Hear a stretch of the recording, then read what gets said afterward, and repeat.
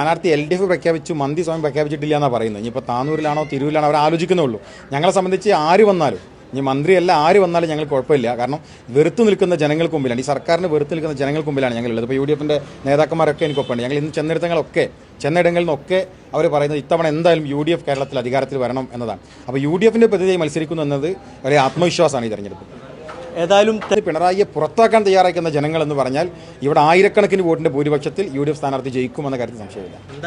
എന്തായാലും ഒരു മന്ത്രിയെ തോൽപ്പിച്ച് നിയമസഭയിലേക്ക് എന്തായാലും പോകാനുള്ള സാധ്യത. ആര് തോൽക്കുന്നു എന്നതല്ല, UDF ജയിക്കുമെന്നതാണ് ഈ മണ്ഡലത്തിന്റെ പ്രത്യേകത. ചെങ്കളെ, ഇത് വെറും വാക്കല്ല കേട്ടോ. ഇത് വെറും വാക്കല്ല.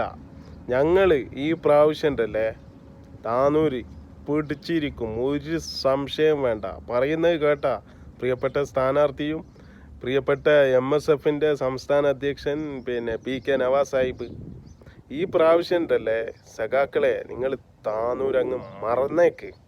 കാരണം അത്രയും വീർപ്പ് മുട്ടി നിൽക്കുകയാണ് താനൂരുകാരും മൊത്തം കേരളത്തിലുള്ള മൊത്തം പൊതുജനങ്ങൾ ഈ ഭരണത്തെ ഒന്ന് താഴെ ഇറക്കാൻ. തീർച്ചയായിട്ടും